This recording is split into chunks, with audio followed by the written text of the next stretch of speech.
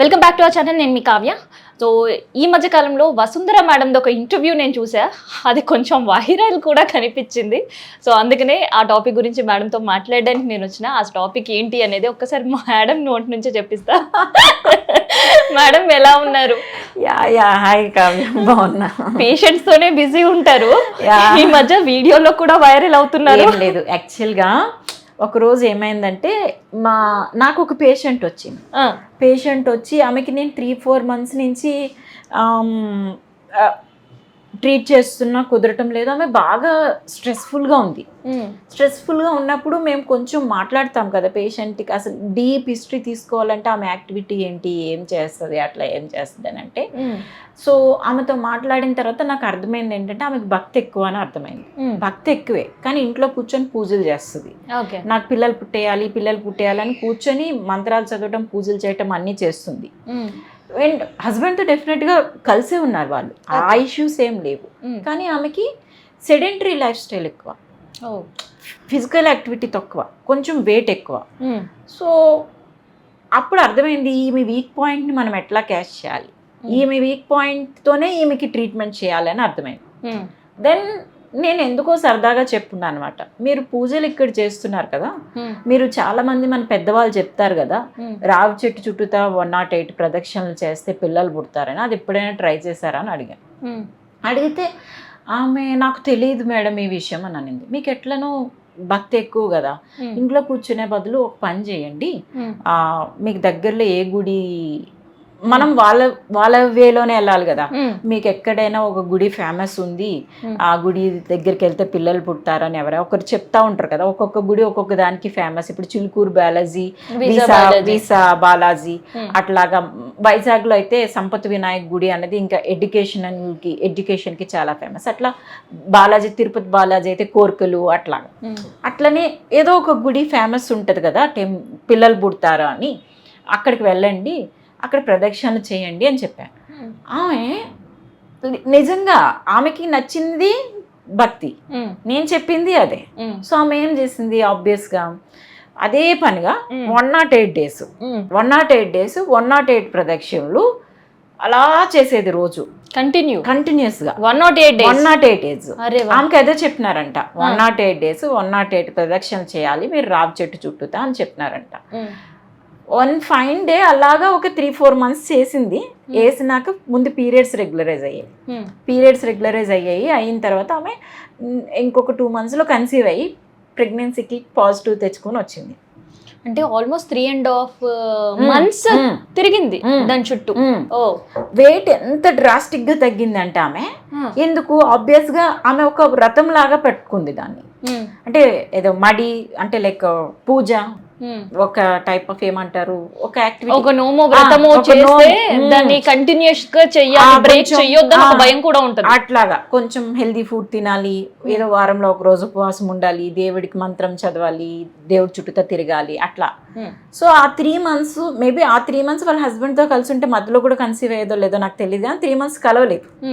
ఎందుకంటే ఆమె భక్తిగా 3 months చెయ్యాలి అని అనుకుంది కాబట్టి. సో తిరిగిన టైంలో మంచిగా పీరియడ్స్ వచ్చినాయి. ఒక ఫస్ట్ మంత్ రాలేదు, కానీ సెకండ్ మంత్లో వచ్చింది. తర్వాత one fine day pregnancy kit positive పట్టుకొని వచ్చింది. మొత్తం అన్నీ అయిపోయినాక ఆమె వచ్చి నా దగ్గరికి చెప్తుంది, మీరు రావి చెట్టు చుట్టూతో తిరగమన్నారు, గుడి చుట్టూతో ప్రదక్షిణలు చేయమన్నారు, నేను చేశాను, ఆ గుడి చాలా ఫేమస్, మహిమ ఉంది, నాకు అన్ని పిల్లలు పుట్టేశారు, నేను ఇంకా అందరికీ అదే గుడి దగ్గరికి వెళ్ళమని చెప్తున్నా, but she is finally happy. So దీని బిహైండ్ ఉండే సైంటిఫిక్ రీజన్ ఏంటి అసలు? చాలా సింపుల్. ఒకటి ఏంటంటే మెనీ ఏ టైమ్స్ ప్రెగ్నెన్సీ అనేది మేల్ ఫ్యాక్టర్ ఫీమేల్ ఫ్యాక్టర్ ప్రాబ్లమ్స్తో రాదు. మేల్ ఫ్యాక్టర్ ని పక్కన పెడితే డెఫినెట్గా వాళ్ళకి కూడా అవసరమైన ట్రీట్మెంట్ ఇవ్వాలి. ఫీమేల్ ఫ్యాక్టర్స్లో చాలా వరకు 70% 80% ఎనోవ్యులేషన్, అంటే ఎగ్స్ సరిగ్గా రిలీజ్ అవ్వకపోవటం వల్ల, ఓకే, అండ్ పీరియడ్స్ రెగ్యులర్గా ఉండటం వల్ల. ఒకవేళ ఎగ్స్ సరిగ్గా పీరియడ్స్ రెగ్యులర్గా ఉన్నా కూడా యూట్రస్ బేబీని తీసుకొని సపోర్ట్ చేసే శక్తి లేకపోవటం వల్ల, వీటి వలన పీరియడ్స్ కన్సెప్షన్ ప్రాబ్లం వస్తుంది. 70 to 80% of the cases female related ఫ్యాక్టర్స్లో. సో ఆబ్వియస్గా ఆమెకి ఏమైంది, ఎవ్రీడే 108 ప్రదక్షిణలు ఒక పెద్ద రావి చెట్టు చుట్టూతో చేస్తున్నామా అంటే మినిమం టు మినిమం ఒక 7 to 8 కిలోమీటర్స్ వాకింగ్ చేసింది ఆమె రోజు. చక్కగా వాకింగ్ చేసింది. వాకింగ్ చేసిన తర్వాత రిలాక్స్డ్గా దేవుడికి ఏంటి ఒకటే మైండ్, నాకు పిల్లలు కావాలి అని చెప్పి ఆ దేవుడికి ఏదైతే వాళ్ళు చాంట్ చేస్తారో స్ట్రెస్ ఫ్రీ ఉంటుంది వాళ్ళకి. ఆ చక్కగా మంచి ఓపెన్ ఎయిర్, మంచి యూనో చుట్టూతో మంచి యాంబియన్స్ ఉంటుంది. ప్రతి ఒక్కరు కూడా చాలా సెరీన్గా ఉంటారు, హ్యాపీగా ఉంటుంది. మనకి ఎప్పుడు కూడా ఎంత స్ట్రెస్లో ఉన్న వాళ్ళకైనా ఎంత చెడ్డవాళ్ళైనా కానీ దేవుడి దగ్గరికి వెళ్ళినప్పుడు ఒక టైప్ ఆఫ్ బిహేవియర్ ఉంటుంది, ఒక కైండ్ ఆఫ్ పాజిటివిటీ ఉంటుంది, ఒక కైండ్ ఆఫ్ యూనో నాకున్న అన్ని ప్రాబ్లమ్స్ ఈ ఒక్క రోజుకి తగ్గిపోతాయేమో, దేవుడికి ఒక ప్రేయర్ చేస్తే తగ్గిపోతాయేమో అన్న పాజిటివిటీ ఉంటుంది. అది తగ్గదా అది వేరే విషయం. సో ఆమెకి ఏమైంది, అగ్రెసివ్గా చక్కగా ఎవ్రీడే ఎక్సర్సైజ్ చేయటం, మంచి ఫుడ్ తినడము, అప్పుడప్పుడు ఈ ఉపవాసం అనో ఫ్రూట్స్ అనో జ్యూసెస్ అనో తాగడం. దాంతో ఏమైందంటే ఆల్మోస్ట్ ఒక 16.5 సమ్వేర్ అరౌండ్ అన్ని కేజెస్ వెయిట్ తగ్గింది. సిడియంట్రిక్ లైఫ్ స్టైల్ నుంచి ట్రెడిషనల్ ఆ టైప్ ఆఫ్ యూనో లైఫ్ స్టైల్తో వెయిట్ తగ్గటం, పీరియడ్స్ రెగ్యులరైజ్ అయిపోవటం, అండ్ అంత చక్కగా ఎక్సర్సైజ్ చేయడం వల్ల మొత్తం పెల్విక్ ఏరియా మొత్తం కూడా బ్లడ్ సప్లై చాలా ఎక్కువగా ఉంటుంది, మంచిగా ఉంటుంది. సో ఓవులేషన్ సెట్ అయిపోతుంది, పెల్విక్ ఏరియాకి మొత్తం మంచిగా బ్లడ్ సర్క్యులేట్ అవుతూ ఉంటుంది. సో మనం ప్రెగ్నెన్సీ హస్బెండ్తో కలిసి ఉన్నప్పుడు ఆబ్వియస్గా ప్రెగ్నెన్సీ వచ్చినప్పుడు ఇంప్లాంటేషన్ చక్కగా జరుగుతుంది, మన యాక్టివిటీ బాగుంటుంది, స్ట్రెస్ తగ్గుతుంది, మనం చాలా పాజిటివ్ హోప్తో ఉంటాము, నాకు మంచి జరుగుతుంది. మీరు ఎప్పుడైనా వెయిట్ లాస్ అవ్వాలని ఇంటెన్షన్ ఉన్న వాళ్ళకి 1 kg వెయిట్ తగ్గారు అనుకోండి ఒక 1 weekలో, గాలి ఎగిరిపోవడం కాదు, వాళ్ళు ఎంత హ్యాపీ ఫీల్ అయిపోతారంటే ఇంకా ఏదో ఒక 1 కోటి రూపాయలు లాటరీ దొరికినట్టే ఫీల్ అయిపోతారు. ఆ స్ట్రెస్లో ఉన్న వాళ్ళకి మాత్రమే వాళ్ళకి ఆ రిజల్ట్ యొక్క అవుట్కమ్ అర్థమవుతుంది. నాకు వెయిట్ ఎక్కువ ఉండడం వల్ల నేను సఫర్ అవుతున్నాను అని ఎవరైతే స్ట్రెస్లో ఉంటారో ఏదో ఒక రీజన్తో 1 kg వెయిట్ తగ్గినా వాళ్ళు ఇంకా గాల్లో ఎగురుతూ ఉంటారు. అది ఆబ్వియస్గా ఆమెకి 1 kg తగ్గడం, 2 kg తగ్గడం, 3 kg తగ్గడంతో విపరీతమైన బూస్ట్ ఆమెకి చక్కగా తగ్గింది. ఆమెకి ఇండైరెక్ట్గా దేవుడే కరుణించి ఇచ్చాడేమో నాకు తెలీదు. నా వరకు అయితే I strongly believe the scientific evidence in it. మంచిగా ఎక్సర్సైజ్ చేసింది, మంచిగా స్ట్రెస్ ఫ్రీగా ఉంది, మంచి ఫుడ్ తీసుకుంది.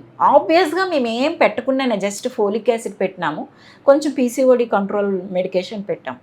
ఆబ్వియస్గా కన్సీవ్ అయ్యి చక్కగా ఎంత చక్కగా వచ్చిందంటే అప్పుడు వచ్చినప్పుడు ఐ ఫెల్ట్ అరే చాలామందికి ఈ విషయం చెప్పాలి ఎట్లయినా. మీకు కొంతమంది చాలామంది సెంటిమెంటల్ ఉంటారు, భక్తితో ఎక్కువ ఉంటారు. అదే మీరు భక్తితో తీసుకుంటే భక్తితో చేసుకోండి, ఐ డోంట్ మైండ్. మనకు అల్టిమేట్గా కావాల్సింది రిజల్ట్. లేదు సైంటిఫిక్ ఎవిడెన్స్గా తీసుకుంటారా, సైంటిఫిక్ ఎవిడెన్స్గా తీసుకోండి. అల్టిమేట్గా అక్కడ మీకు 2 జరుగుతాయి, ఒకటి భక్తి ఉంటుంది, 2 సైంటిఫిక్ ఎవిడెన్స్ ఉంటుంది. ఏదైనా తీసుకోండి, మీరు చక్కగా హెల్తీగా ఉంటారు, కన్సీవ్ అవుతారు. అయితే మేడం ఈ కేసులో ఇన్ జనరల్గా ఆమె రావి చుట్టూ కాకుండా ఇంట్లోనే కూర్చొని ఉంటే ఫిజికల్ ఎక్సర్సైజ్ మిస్ అయిపోయింది. అవును, సో అట్లే వెయిట్ పెరగడం వల్ల sedentary life styles, over eating, ఈ స్ట్రెస్, ఈ 3 చాలా వరకు ఈ ఇన్ఫర్టిలిటీకి కాజెస్ దీస్ డేస్లో. మనం చిన్నప్పుడు ఎన్ని ఇన్ఫర్టిలిటీ సెంటర్స్ చూసాము, స్టేట్ మొత్తంకి ఒకటే ఇన్ఫర్టిలిటీ సెంటర్ ఉండేది నాకు తెలిసి. నేను చిన్నప్పుడు క్రౌడ్ కూడా చాలా తక్కువ, ఇన్ఫర్టిలిటీ సెంటర్కి వెళ్ళే వాళ్ళు చాలా చాలా తక్కువ ఉండేవారు. ఇప్పుడు వీధికి ఒకటి ఉంది ఇన్ఫర్టిలిటీ సెంటర్, అందరికీ ఐవీఎఫ్లే, కన్సీవ్ అయిన ప్రతి ఒక్కరు ఐవీఎఫ్ఏ. ఇప్పుడు ఫస్ట్ ప్రెగ్నెన్సీ 34-35 ఇయర్స్కి వస్తుంది వాళ్ళకి. రీజన్ ఏదైనా కానివ్వండి, అది వాళ్ళు వద్దు అనుకుంటున్నారో లేకపోతే కావాలనుకున్నప్పటి నుంచి ప్రెగ్నెన్సీ అవ్వక ఐవీఎఫ్ సెంటర్ చుట్టూతో కలిసి ఏదో ఒకటి ఇట్లాంటి మెడికేషన్ ఏదో ఒకటి చేసి కింద మీద పడి కన్సీవ్ అవుతున్నారు, ఏదో ఒకటి కానివ్వండి. ఫస్ట్ ప్రెగ్నెన్సీ ఏజ్ 33-34 అయిపోతుంది. ఇదివరకు 35 అంటే ఇంక అన్నీ అయిపోయి మన పిల్లలు 10th class 6th class 7th class చదువుకునే వాళ్ళు ఇప్పుడు 35 yearsకి they are conceiving, they are coming to us.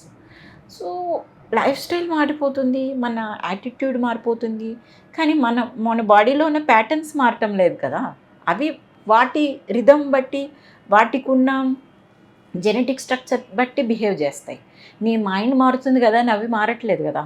So వాటికి ఒక ఏమనాలి ఎక్స్పైరీ డేట్ లాగా వాటికి కూడా ఒక రిథమ్ ఉంటుంది. ఒక ఏజ్లో చాలా బాగా హెల్ప్ అవుతాయి, ఒక ఏజ్లో బాగా వర్క్ చేస్తాయి. ఏజ్ పెరిగే కొద్దీ వాటి capacity, working nature, outcome nature అనేది తగ్గిపోతూ ఉంటుంది.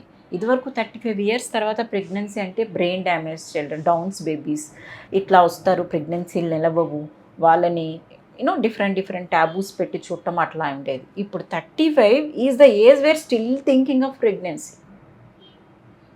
అంత సిట్యువేషన్ ఉంది. సో అట్లాంటి వాళ్ళకి లైఫ్ స్టైల్ మాడిఫై చేసుకోండి అని మనం ఎంత చెప్పినా వాళ్ళకి ఒక ఇంట్రెస్టింగ్, వాళ్ళ వీక్నెస్నే పట్టుకోవాలి మనం. ఎవరికైతే భక్తి ఉందో వాళ్ళకి ఇది పట్టుకోవాలి, భక్తి లేని వాళ్ళకి సైంటిఫిక్గా ఇది ఉంది అని చెప్పాలి. అయితే గతంలో అంటే మన మదర్స్ లేదంటే మా ఏజ్ అప్పటికి ఇంట్లో అమ్మ వాళ్ళు చెప్పేది, అమ్మమ్మలు నానమ్మలు ఉన్నా కానీ ఇది చేయొద్దు, ఇది చేయాలి, ఇది తినొద్దు, ఇది తినాలి. ఇది ఎక్కడి నుంచి స్టార్ట్ అయ్యేదంటే రేపు పొద్దున మీ అత్తగారింటికి పోతే ఇట్లనే చేస్తావా, అవును, రేపు పొద్దున మీ అత్తగారింటికి పోతే ఇట్లనే తింటావా, అవును, మీ అత్తగారు చెప్పలేదని అంటారు. ఇట్లా పేరెంటల్ నుంచే, అంటే పుట్టింట్లో నుంచే ఇవన్నీ చెప్పేది. సో మేబీ చెప్పడం వల్ల లేదంటే ఈ లైఫ్ స్టైల్ వలన ప్రెగ్నెన్సీ అనేది ప్రాబ్లం లేకుండా ఉండేది, అండ్ నార్మల్ డెలివరీస్ ఎక్కువ అయ్యేవి. నార్మల్ డెలివరీస్ డెఫినెట్గా, ఎందుకంటే మనకి యాక్టివిటీ ఎక్కువ ఉండేది. ప్రెగ్నెన్సీ అంటే అదొక టైప్ ఆఫ్ ఏమనాలి, ఆల్టుగెదర్ డిఫరెంట్ సిచ్యువేషన్ అని ఎవరు ఫీల్ అయ్యేవారు కాదు. చక్కగా ప్రెగ్నెంట్ ఉమెన్ కూడా అన్ని పనులు చేసుకునేవారు, ఇల్లు ఊడ్చుకునేవారు, వంటలు కడుక్కునేవారు, అంట్లు తోమేవారు, చక్కగా మొత్తం హౌస్ హోల్డ్ వర్క్ అంతా చేసేవారు, పొలంకి వెళ్ళేవాళ్ళు, అన్ని పనులు చేసేవారు. ఇప్పుడు అంతా మెషినరీ కదా, మనకి వంగడం కానీ, కూర్చోవడం కానీ, స్క్వాటింగ్ కానీ అవేం లేవు. వాట్ ఎవర్ ఈజ్ దేర్, మనం అంతా కూడా ఒక స్టెప్ హెడ్ చేస్తాం కానీ కింద స్టెప్ దిగే క్వశ్చన్ లేదు. సో కాబట్టి పెల్విక్ మజిల్స్ రిలాక్స్ అవ్వటం కానీ, పెల్విక్ మజిల్స్ కోఆపరేట్ చేయటం కానీ ఉండదు. ఎందుకంటే మనం పెల్విక్ మజిల్ని ఎప్పుడు స్ట్రెస్ చేయలేదు.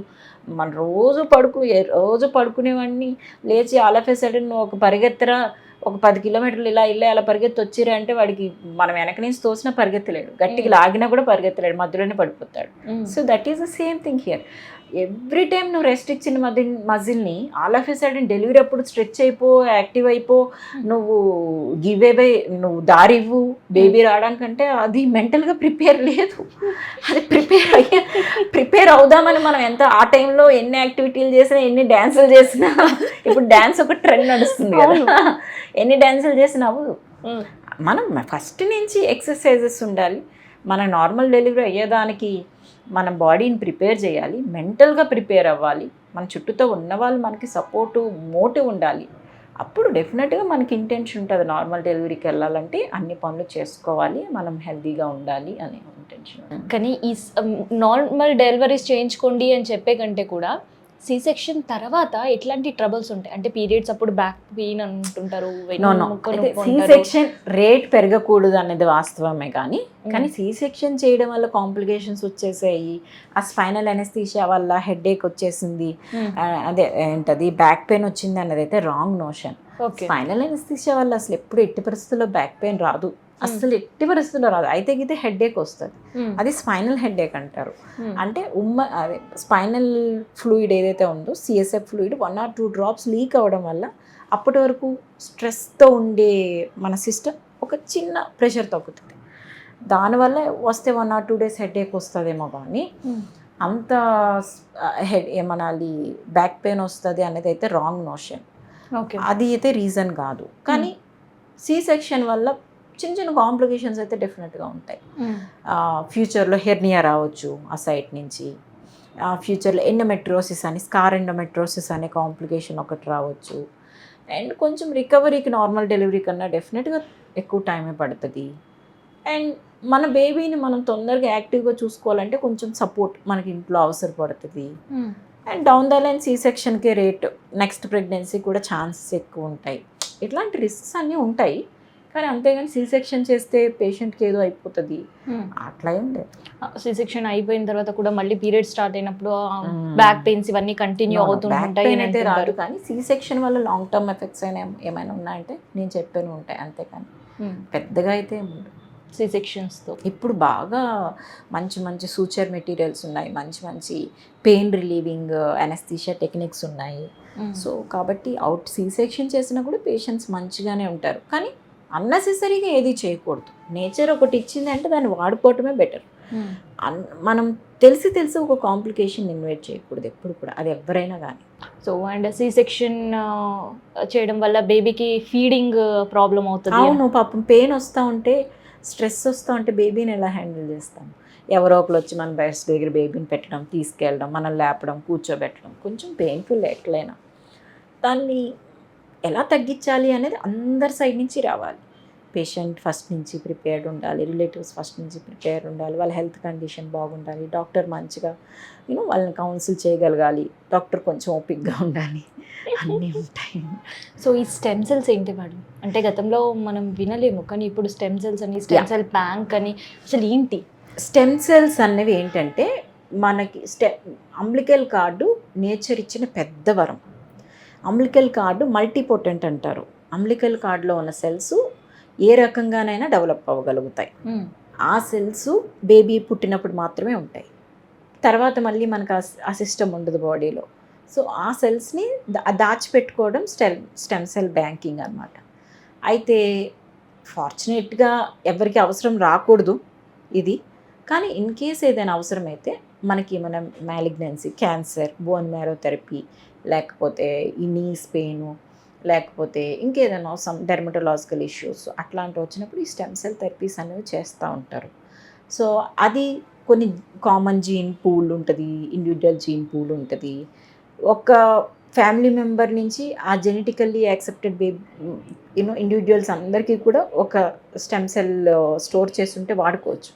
అయితే అందరు బేబీస్కి చేయాలా, ఇంట్లో పుట్టిన అన్ని బేబీస్కి చేయాలి, ఇవన్నీ కొన్ని రీసెర్చ్ కాంట్రవర్సీ టాపిక్స్. కొంతమంది అంటారు యూజ్ ఉండదు, అసలు ఎవరో ఎక్కడో దగ్గర స్టోర్ చేసుకుని వాడుకుంటే సరిపోతుంది మనకి అని అంటారు. కొంతమంది ఎందుకు ఎవరిదో వాడుకోవటం, మనం ఓన్లీ మనమే దాచుకోవచ్చు కదా, బ్యాంక్ చేసుకోవచ్చు కదా అంటారు. But this needs an aggressive research and knowledge. నా వరకు ఉన్నంత వరకు అయితే ఇన్ ఫ్యూచర్ ఏదైనా అవసరపడితే, మనకు అవసరం రాకూడదు, బై గాడ్స్ గ్రేస్ అవసరపడితే వాడుకునే దానికి అంతే. ఇది చేయించుకోవాలి మస్ట్, చేయించుకోకపోతే మీ బేబీకి ఏదో అయిపోతుంది అనేది లేదు, చేయించుకుంటే పెద్ద నష్టపోయేది కూడా ఏమి. డన్.